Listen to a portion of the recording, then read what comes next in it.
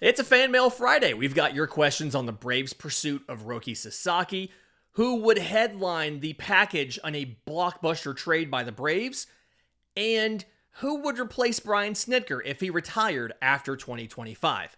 Let's talk about it.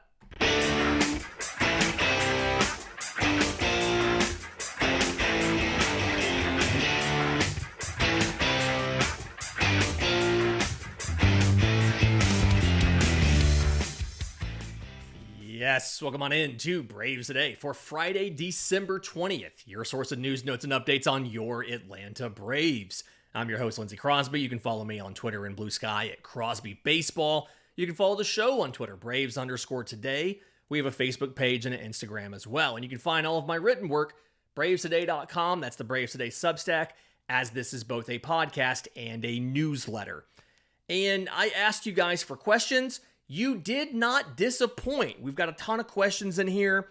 I did my best to jot down who it came from or where it came from.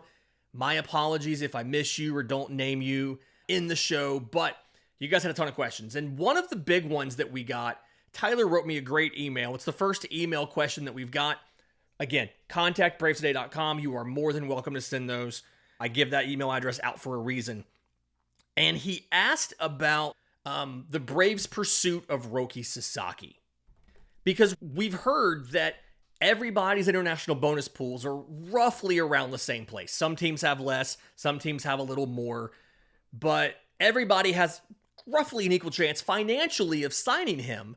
But we've not heard any news about the Braves in those conversations, and we're starting to hear the Yankees met with him, the Mets met with him, things like that. So where does the Roki Sasaki pursuit stand as of now?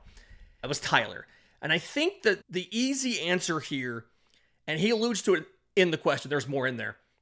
This front office is just quiet. They work in secret. We don't hear any news out of the Braves organization unless it's coming from the player side, right? Maybe it's coming from an agent. Maybe it's coming from the player themselves. They know a media member. They know somebody. I've had DM conversations with players or their parents before, some of the prospects, right? And so we commonly hear, if we hear anything, it's in that regard. And in a situation like Roki Sasaki, when really 30 teams have a chance to sign him, and granted, it's all going to be down to other things outside of money. It's going to be down to market size and who else is on the team.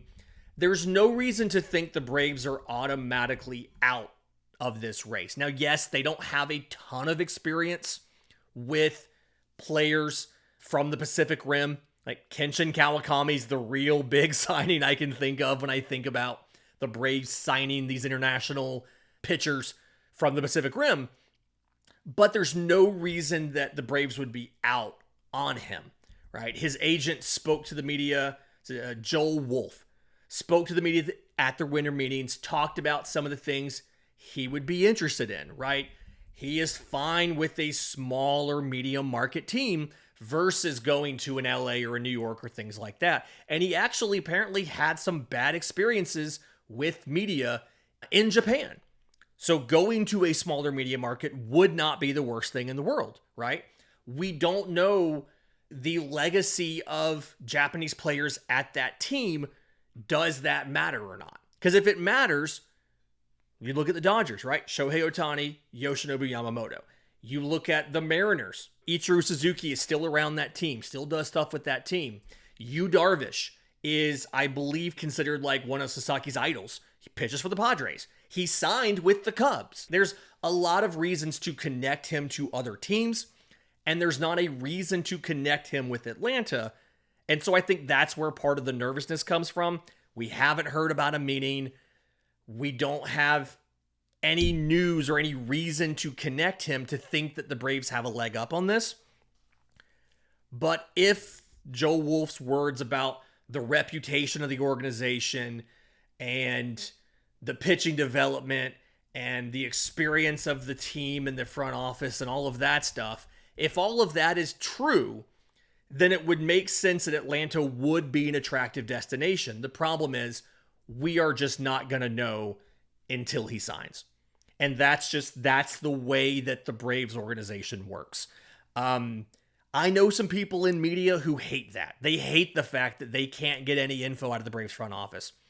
I personally don't mind it, because does it make my job harder as a guy who does 2.5 hours of podcasts a week on the Atlanta Braves and writes multiple newsletters? Yeah, it makes my job a little bit harder because I don't get those rumors to talk about. But at the same time, when we hear those rumors come out, we know they're probably either driven by an agent or they're not true. End of the day, I would rather have the front office not leak and break news themselves than get trickles of news that come out that may be inaccurate, or even worse, news leak early and potentially screw up a deal. We've seen that happen in MLB as well. So again, we have no reason to believe the Braves are not in on Roki Sasaki. We just don't have any information about what they've done, about their pursuits and things like that. And we're really not going to get them until or if he signs with Atlanta. So don't worry. There's really not a lot that any specific organization can do in this situation. It's really down to Roki Sasaki and where he wants to go. This is one of the few money agnostic free agencies you're going to see. And it's really up to wherever he wants to go. I will say, you have not seen reports about Atlanta being linked to 2025 international free agents like you have the 26 class. So that could be a sign the Braves are being cautious with public acknowledgement of their commitments because they want to make sure they have the money for Roki. I will say that as a bit of encouragement. You never know. I do think we saw recently, there's a 2026 kid that the Braves are linked to, one of the top players expected to be in that class.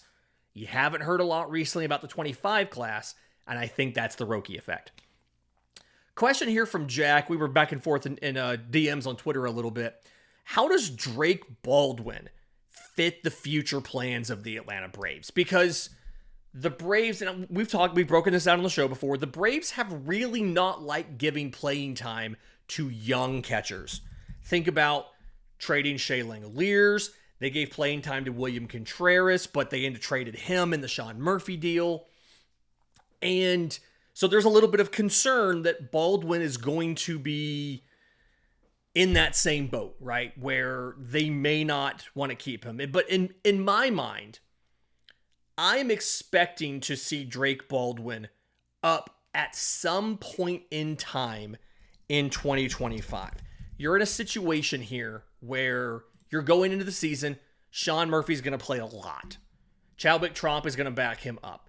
There's nothing really special about Chadwick Tromp. And so if he falters, if one of those two gets hurt, I absolutely think you'll see Drake Baldwin come up and get a cup of coffee in 2025 with the expectation that in 2026, if his bat is as advertised, and I've got some numbers for you in just a second, my expectation is Baldwin and Murphy spend a lot of time. There's a lot of lineups where one's at catcher and one's at DH. Murphy probably DHs almost every time he's not starting behind the plate. Baldwin may or may not, depending on how he does with platoons and things like that. But I do expect Baldwin to play a big role in this team because some of the skills that he has, this is only 75 games in AAA, and he started even less behind the plate. But 90th percentile exit velocity of 106.5. MLB average is like 103. So the power's plus power. He does have a bit of a ground ball problem, 50% ground ball rate last year. So he needs to hit a little bit less when it comes to ground balls, elevate the ball a little bit more. Some of that will come with comfort, right? But contact in the zone, 86%. Chase rates just over 22%. Overall contacts like 80%. All good numbers. Walk rate of 15.6% with a strikeout rate barely above that, 16.2. Left-handed bat. Phenomenal offensive promise And the defense is not bad. It's not Sean Murphy level. Very few guys are. But it's not bad enough. It's not even bad, right? I would say right now at the MLB level, you put him up there, he's probably slightly below average to average after the first couple starts, which is enough. My expectation, especially after Travis d'Arnaud was allowed to walk, my expectation is Drake Baldwin gets some time in 25, but 2026, he is on the opening day roster, and he is a significant part of the everyday lineup of the Atlanta Braves, assuming he adjusts with the bat. Okay. Jack had that same question about Nacho Alvarez, and I'm a little less convinced on Nacho simply because defensively he feels like he's stretched at shortstop. So now you're in a situation where third base is locked in long-term with Austin Riley. He's not better than Austin Riley. He's not better than a healthy Ozzie Albies. You're in a situation, if his bat comes around at the major league level, which his AAA numbers are great. 89.4% zone contact. That's virtually elite levels of contact in the zone. 12.5% walk rate. 15.6% strikeout rate. Good numbers, right? The power ceiling's not there, which makes him stretched at third base. But I think if Ozzie were to get hurt, or in 26, if you had some DH stuff open, you let Ozzie DH a little bit with Nacho at second base from time to time. You figure it out as a load management kind of thing. I think Nacho can have a role on this squad. He has more work to do to get to MLB caliber than Drake Baldwin does. Drake Baldwin just needs reps. He just hasn't done a lot of it. Nacho Alvarez needs reps, but he also needs improvement. We saw how overwhelmed he looked at the major league level when he came up last year. So, and then again, the profile, he doesn't really fit the profile at shortstop defensively, but he doesn't have the power for third. He can play third. He can stand at shortstop, but I don't think he's going to be an ad at shortstop. And so his bat has to be significantly better than Orlando Arcia's to win a position battle, and I just don't see that happening. Nacho Alvarez has a role on this team. I think the amount of backup middle infielders you've seen this team try to go out and get this offseason should tell you they don't necessarily want him to be plan A where should they have an injury in the middle infield, right? If Orlando Arcia misses time, I don't think Nacho Alvarez is your first call. I think Nick Allen's your first call. So I think that's where they are. And a corollary on this, and this may have been Jack too, if a splash trade goes down this offseason, who is the headliner? Unfortunately, I think if you make a splash trade, it's either going to be headlined by Drake Baldwin, which I don't want to happen, or by AJ Smith-Shawver, which I also don't want to happen. You are allowed to trade Cam Caminiti this close to his drafting. There's very little reason the Braves would want to trade Cam Caminiti. I don't know if Hurston Waldrop has the same prospect value to everybody else, so they may not want to trade him either. I do think if you were to make a splash trade, it's one of those two guys as the headliner. It's Drake Baldwin, it's AJ Smith-Shawver, and I'm willing to bet in the Garrett Crochet talks, those are your top two prospects. I'm willing to bet one or both of them were probably asked for probably both of them were asked for in the deal, and you still couldn't beat the Boston package. So I still doubt there's going to be a splash trade, but if there is, I think one of those two guys definitely end up headlining that trade. In just a minute, we've got your questions. You had some trade proposals for me. The likelihood of this, and would you or would you not do it? We'll get to that next, right here on Braves Today. Welcome back to Braves Today. Lindsay Crosby answering your questions. Reminder, if you have questions for us, I'm on Twitter at Crosby Baseball. Show's on Twitter, Braves_today. We have a Facebook page as well, Instagram. You can email us, contact@bravestoday.com. You can drop them in the YouTube comments. Lots of ways to get them to us. We'll probably end up doing a mailbag some point in time next week. around Christmas. Still working on that publishing schedule. I'll let you guys know as soon as I do. A couple trade proposals we got here from different places. Trade proposal number 1. Outfielder Seiya Suzuki from the Chicago Cubs for Ian Anderson, Keyshawn Ogans, and Isaiah Drake. This would really be a Suzuki for Ian Anderson trade. I don't know how eager the Cubs would be to move Seiya Suzuki with the only real compensation being Ian Anderson, right? Now, maybe this is a deal that would happen if Ian Anderson makes the rotation and looks really good. As a reminder, Suzuki signed for 5 years, and I think it was $85 million.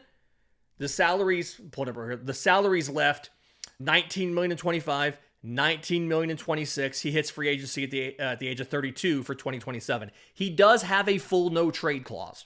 Always important to mention that. He does have the ability to block any trade he wants. I personally would probably make this trade. I have more confidence that the Braves can replace a starting pitcher than I do that the Braves can find a significantly better outfielder than Seiya Suzuki for $38 million on 2 years, right? Would I rather pay $38 million for 2 years of Seiya Suzuki or $38 million for 3 years of Jurickson Profar? I'd rather have Suzuki. He's younger. His track record has been better in his MLB career. 3 seasons. He's a .278 hitter with an .824 OPS. His last 2 seasons, he's batted .285 and .283 with OPSs of .842 and .848. It's remarkably consistent. 20 homers and 21 homers. But this last year, he also added 16 steals. It is entirely possible Seiya Suzuki could be a 2020 guy who bats .285. Absolutely worth $19 million, 7 days a week and Sunday after church. I would make that deal because I'm more confident the Braves can replace Ian Anderson than I am that they could find an equivalent outfielder at that price or better. Now, again, I don't think the Cubs make that deal without seeing Ian Anderson looking really good in games. So that deal might not happen until partway into the year, if it were to happen. But if the Cubs really want to get those young outfielders up, Ian Anderson looks good, that's a deal you could potentially make. Yes. Jordan Montgomery and $10 million in cash from the Diamondbacks for Cade Kuehler and Adam Shoemaker. 1 year Jordan Montgomery, $21.5 million. You would be on the hook for $11.5 million. My hot take is, even if you're taking on the full contract, I'm still okay trading for Jordan Montgomery. $21.5 million is not as bad in this market as it sounds like. It is going to hurt a little bit if you're not able to re-sign him. If he's awful, you may not want to re-sign him, but I am okay making that trade as much as I'd hate to give up Cade Kuehler. I'm okay making that trade. That's a trade I would make. I don't know if the Diamondbacks would make that trade. They probably would want a pitcher that is closer to the majors. They're probably going to ask for AJ Smith-Shawver. Now, if they're keeping some of that money, they're keeping the $10 million, they might be justified to ask for a major league pitcher. Before anybody says anything, no, Bryce Elder is not an acceptable substitute for AJ Smith-Shawver, right? Maybe you could get away with the Hurston Waldrop or something. But I feel like the Diamondbacks, especially if they're keeping $10 million, they're going to ask for a more MLB-ready pitcher than Cade. I would make the deal as is. They're going to ask for more. Got one, not quite sure where I got this from. Luis Ariz from the Padres. He didn't say what the cost would be. And then move Ozzy to left field.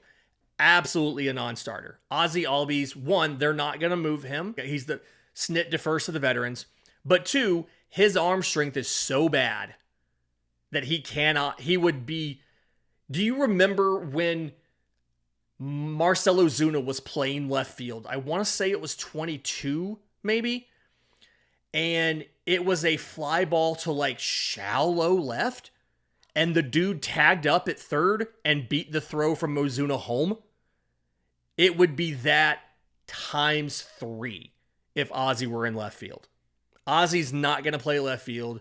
The arm will not let him play anywhere but second base. And honestly, if Nacho does break out, if Nacho does show he's a major leaguer, I think Ozzy ends up getting some DH time in 2026. I think that's how bad the arm is. I don't know if he's able to strengthen it. I don't know what's going to happen, but it's one of the worst throwing arms in all of baseball. I talked about this like a week or two ago. Everybody else at the bottom of the arm strength leaderboards are first basemen. Ozzy's the only second baseman in that group. So it's not an arm that's playable in the outfield at all. It's a similar reason why Marcell Ozuna's not out there. One, the speed's not there for Ozuna, but also the arm is just not playable out there at all anymore. Got a question. This is from Free Golfer on Twitter. Top candidates to replace Snit were he to retire after 2025. It's the final year of his deal. He's going into this as a lame duck, does not yet have an extension. From the kind of the words that we got, he's taking it year by year. We have no reason to think the organization would not give him an extension were he to ask for it. If the Braves wanted to keep the same vibes and everything going, it would be Walt Weiss. The Braves bench coach, whenever Snit gets ejected, Walt Weiss is who takes over. He does have 4 years of managerial experience in Colorado, 2013 through 20. Winning percentage of .437, but his best year was that final year he was there. They went 75 and 87, which for Colorado feels like a big deal. They were in third place in the NL West in 2016, which is amazing. So I feel like he would be the guy. He actually turned down a managerial interview for the Marlins in October 2022. So that might be an indication that he wants to stay, potentially have the ability to become the Braves manager one day after Snit. I believe he's 61, so he's a little bit younger than Snit. I do think if it wasn't from there, if it wasn't Walt Weiss, there's a couple different places you could go. I've heard some people throw out Mark DeRosa. I don't know if he has any interest. The Braves would probably look at some of the premier guys. Skip Schumacher's going to be available. Gabe Kapler is working in a front office. I've always wondered if David Ross would be interested in that kind of role. I do think that would be really interesting. You're going to hear this in the names like Joe Madden thrown around or Buck Showalter or things like that. Some of the younger guys, I know Kai Correa of the Guardians. He was the interim manager for the Giants and some stuff like that would be really interesting. But I really don't know who it would be. I do know it wouldn't be Chipper. Somebody asked if it'd be Chipper Jones. It would not be Chipper Jones. As I have been told, he's had the ability to join the coaching staff in a larger role than he currently has, and he's turned that down. And he said before that his kids are the age where he wants to be able to be home and see his kids, go to their football games and all that kind of stuff. So is it possible that in 5 years, maybe they're all out of the house and Chipper's at the point where he would be willing to take on the grind of an everyday standard member of the coaching staff? Possibly. I feel like a lot of those higher dollar Hall of Fame type players don't get to that point, right? A lot of the former players that go to managers are the guys that were a tier or two below those guys. Your David Rosses, Stephen Vogt, for talking about Braves catchers who later became managers. Like guys like that over guys who are in the Hall of Fame and made all of the money. I feel like a lot of those players don't become managers. Chipper hasn't indicated he has any desire to manage or even to coach on a full-time basis. He works with Alex Anthopoulos. He works with the coaching staff. He as a consultant and things like that. It's not the same. I don't think he'd want to do that. The final thing is we had a really great question from BravesGuy23 on Twitter. And it was a conversation about Max Fried talking about what he does as a pitcher and his arsenal. And a conversation about Matt Blake, the pitching coach of the Yankees, and how the Yankees pitching development is going to be able to get a little bit more out of Max Fried than what he has been able to do so far. And somebody would love to hear my input on our pitching development, where we are behind some of the top teams and things like that. And as I understand it, from the outside looking in, and this is something a lot of teams do not like to discuss this, especially on the record. So a lot of this is side conversations with people and chats and DMs and all that kind of stuff. As I understand it, the Braves minor league pitching development is pretty good. It's not the best in baseball, but it's definitely, I'd put it easily in the top half, probably in the top 10. The reputation is really good. But I think the two areas where you see Atlanta be behind some of their peers is maybe the embrace of all of the technology at the major league level and the infrastructure behind things like having a pitching lab. A lot of the Braves players, both hitters and pitchers, use a private biomechanic lab in Atlanta called Maven. And I believe one year, maybe last year, on the broadcast,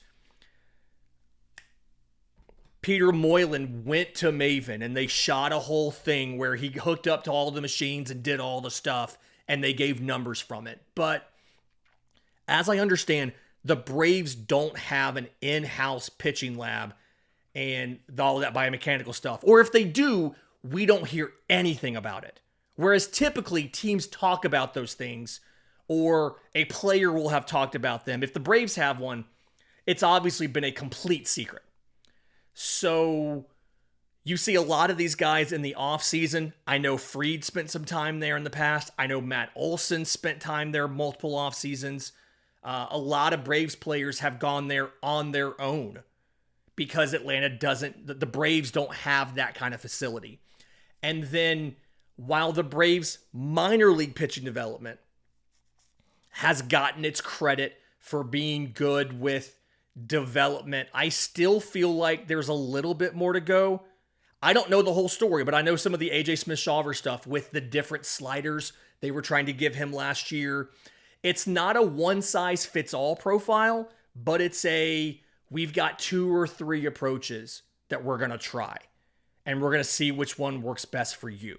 And some of the absolute best organizations are individualizing that for every single player based on the results they're getting from their in-house pitching lab and biomechanical setups and everything. And again, Atlanta, I'm sure they have force plates and they have some of these things, but I don't think they have that full-fledged lab like Maven does, like I know the Yankees have.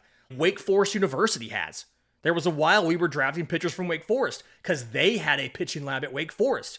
And pro players would go there. Anthony Volpe of the Yankees went there to work on his arm strength, right? We don't have an equivalent of Driveline in the organization, things like that. So I think it's a little bit of that, and then it's a little bit of at the major league level. You still have an older generation of coaches like Rick Kranitz and guys like that who they are open to analytics and they use analytics to an extent, but it's still very much we are trying to blend analytics with the conventional stuff that we are doing.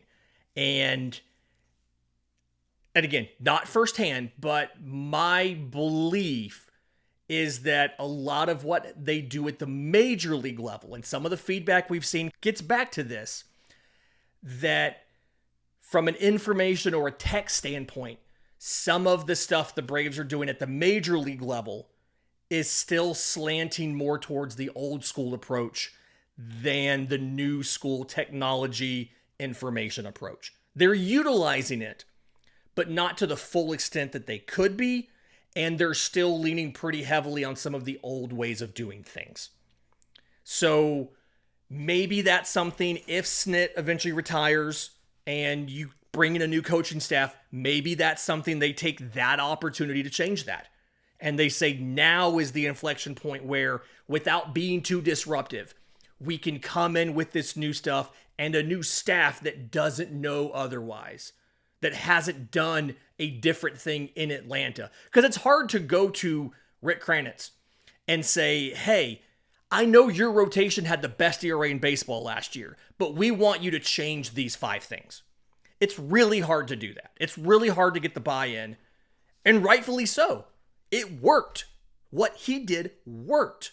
But when you get the players like a Max Fried that are open to every single bit of information and technology that they can get, to a Spencer Strider, to guys like that, there's more you could be doing.